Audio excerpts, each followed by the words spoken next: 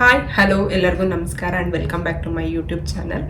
Already ಎಲ್ಲ ಕಡೆ ಚಳಿ ಸ್ಟಾರ್ಟ್ ಆಗಿದೆ. ಸೊ ಚಳಿಗಾಲ ಸ್ಟಾರ್ಟ್ ಆಯಿತು ಅಂತಂದರೆ ಸಾಕು ಸಿಕ್ಕಾಪಟ್ಟೆ ಹೇರ್ ಫಾಲ್ ಆಗುತ್ತೆ. ಯೂಶಲಿ ರೆಗ್ಯುಲರ್ ಆಗಿ ಹೇರ್ ಫಾಲ್ ಆಗ್ತಾ ಇರುತ್ತೆ. ಎಸ್ಪೆಷಲಿ ವಿಂಟರ್ ಚಳಿ ಬಂತು ಅಂತಂದರೆ ಇನ್ನೂ ಜಾಸ್ತಿ ಹೇರ್ ಫಾಲ್ ಆಗುತ್ತೆ. ನೀವೇನೇ ಶಾಂಪು ಚೇಂಜ್ ಏನೇ ಮಾಡಿದ್ರೂ ಹೇರ್ ಫಾಲ್ ಇದ್ದೇ ಇರುತ್ತೆ. ಈ ಟೈಮಲ್ಲಿ ಸ್ಪೆಷಲಿ ನಾವು ಎಕ್ಸ್ಟ್ರಾ ಹೇರ್ ಕೇರ್ ಮಾಡಲೇಬೇಕಾಗುತ್ತೆ, ಇಲ್ಲಾಂದರೆ ಹೇರ್ ಫಾಲ್ ಜಾಸ್ತಿ ಆಗಕ್ಕೆ ಸ್ಟಾರ್ಟ್ ಆಗುತ್ತೆ. ಅದಕ್ಕೆ ನಾನೇನು ಮಾಡ್ತೀನಿ ಯೂಶಲಿ ಅಂತಂದರೆ, ಇದು ವಿಂಟರ್ಗೆ ಅಂತ ಅಲ್ಲ, ಇದು ರೆಗ್ಯುಲರಾಗೂ ನಾನು ಈ ಹೇರ್ ಆಯಿಲ್ನ ನಾನು ಬಳಸ್ತೀನಿ.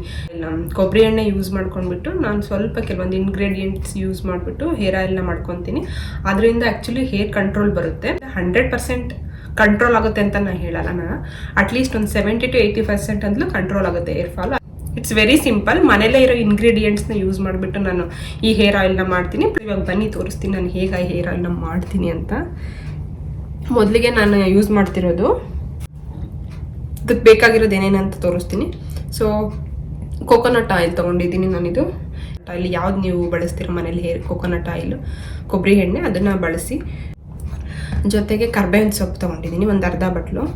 ಅದಾದಮೇಲೆ ಇದು ಮೆಂತ್ಯ. ಸೊ ಆಮೇಲೆ ಇದು ರೋಸ್ಮೆರಿ ಲೀವ್ಸು. ಇವಾಗ ಎಲ್ಲ ಕಡೆ ಸಿಗುತ್ತೆ, ಇದು ನಿಮ್ಗೆ ಅಮೆಝಾನಲ್ಲಿ ಕೂಡ ಸಿಗುತ್ತೆ.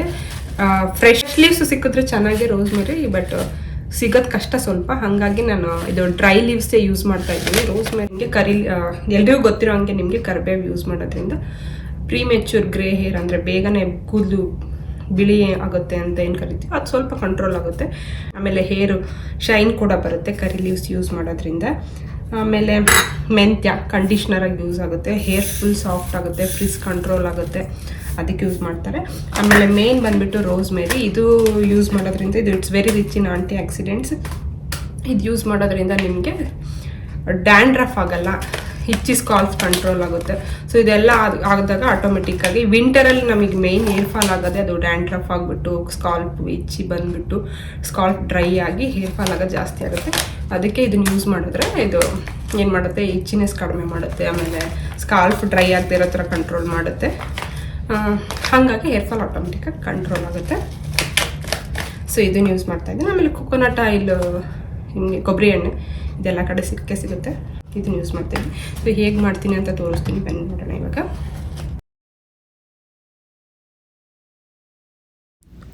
ಮೊದಲಿಗೆ ಮೆಂತ್ಯನ ತೊಗೊಂಡು ಅದನ್ನು ಒಂದು ಪ್ಯಾನಲ್ಲಿ ಹಾಕ್ಕೊಂಡು ಫ್ರೈ ಮಾಡ್ಕೊಳ್ಳೋಣ. ಒಂದು 1 or 2 minutes, ಸ್ವಲ್ಪ ಉಗುರು ಬೆಚ್ಚಗಾಗುವಷ್ಟು ಬಿಸಿ ಮಾಡ್ಕೊಳ್ಳೋಣ. ಒಂದು 2-3 ನಿಮಿಷ ಬೆಚ್ಚಗೆ ಮಾಡ್ಕೊಂಡು ಉಗುರು ಬೆಚ್ಚಗೆ ಮಾಡ್ಕೊಂಡ್ಬಿಟ್ಟು ಆಮೇಲೆ ಇದನ್ನು ಮಿಕ್ಸರ್ ಜಾರಲ್ಲಿ ಹಾಕ್ಕೊಂಡು ಪುಡಿ ಮಾಡ್ಕೊಳ್ಳೋಣ.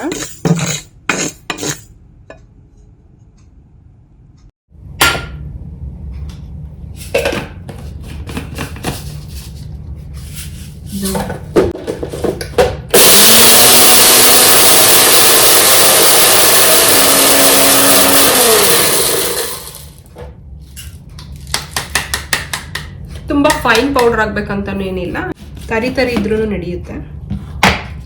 ಸೊ ಇದು ಈ ಥರ ಕಾಣಿಸುತ್ತೆ.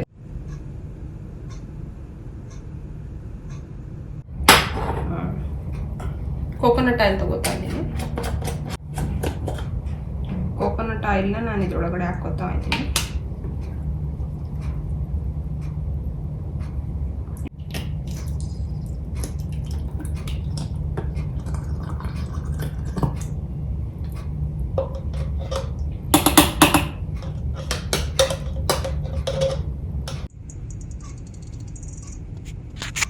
ಸೊ ಬಿಸಿ ಆಗಲಿ.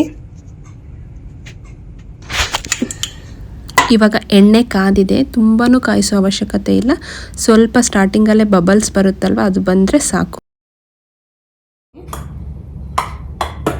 ಸೊ ಮೊದಲಿಗೆ ನಾನು ಮೆಂತ್ಯ ಹಾಕ್ತೀನಿ.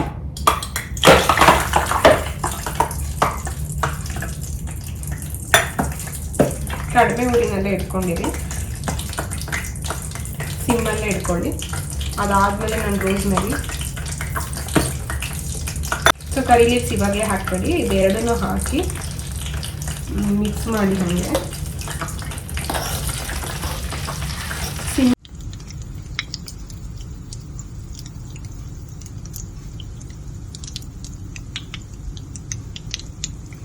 ಇದು ಇವಾಗ ಒಂದು 2 ನಿಮಿಷ ಬಾಯ್ಲ್ ಆಗಲಿ. ಆಮೇಲೆ ಕರಿ ಲೀವ್ಸ್ನ ಹಾಕೋಣ.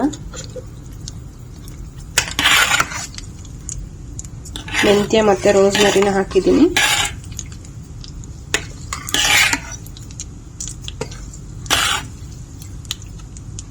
ಸಿಮ್ಮಲ್ಲಿ ಇಟ್ಕೊಂಡು ಇದು ಬಾಯ್ಲ್ ಆಗಿ 1-2 ನಿಮಿಷ, ಅದಾದ್ಮೇಲೆ ಕರಿ ಲೀವ್ಸ್ ಹಾಕೋಣ. ಇದು ಇವಾಗ ಒಂದು 5 ಮಿನಿಟ್ಸ್ ಆಗಿದೆ, ಕುದ್ದಿದೆ. ಇವಾಗ ಇದನ್ನ ಆಫ್ ಮಾಡಿಬಿಡೋಣ.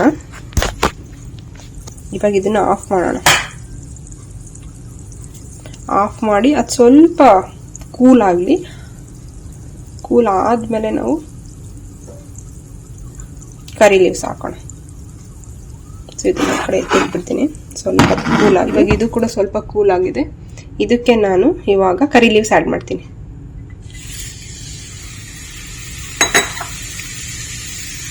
ಕರಿ ಲೀವ್ಸ್ ಆ್ಯಡ್ ಮಾಡಿಬಿಟ್ಟು ಇದನ್ನು ಹಾಗೆ ಬಿಡ್ತೀನಿ. ಇದನ್ನ ಇವಾಗ ನಾನು ಹೋಲ್ ನೈಟ್ ಹಾಗೆ ಬಿಟ್ಬಿಡ್ತೀನಿ. ಇಡೀ ನೈಟ್ ಇದನ್ನು ಹಾಗೆ ಬಿಡ್ತೀನಿ. ಸೊ ಇದನ್ನ ಬೆಳಗ್ಗೆ ಎದ್ಬಿಟ್ಟು ಸೋಸ್ಬಿಟ್ಟು ಒಂದು ಜಾರಿಗೆ ನಾನು ಹಾಕ್ಬಿಟ್ಟು ನಾನು ಯಾವಾಗ ಅಪ್ಲೈ ಮಾಡ್ತೀನಿ ಅವಾಗ ಅದನ್ನು ತೊಗೊಂಡ್ಬಿಟ್ಟು ಸ್ವಲ್ಪ ಉಗುರು ಬೆಚ್ಚಗೆ ಬಿಸಿ ಮಾಡ್ಕೊಂಡು ಅದನ್ನ ಅಪ್ಲೈ ಮಾಡ್ತೀನಿ. ವಾರದಲ್ಲಿ ಈ ಆಯಿಲ್ನ ಏನಿಲ್ಲ ಅಂದ್ರೆ ನಾನು ಒಂದು 2 to 3 ಟೈಮ್ಸ್ ಯೂಸ್ ಮಾಡ್ತೀನಿ.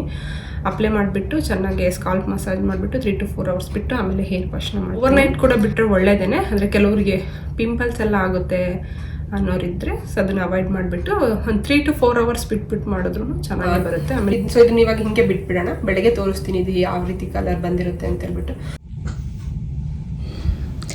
ಇದು ನೆಕ್ಸ್ಟ್ ಡೇ ಮಾರ್ನಿಂಗ್. ಇವಾಗ ಆಯಿಲ್ ರೆಡಿ ಆಗಿದೆ. ಇದನ್ನು ಒಂದು ಜಾರಿಗೆ ಸೋಸ್ಬಿಟ್ಟು ಯಾವಾಗ ಬೇಕಾವಾಗ ಯೂಸ್ ಮಾಡ್ಕೋಬೋದು.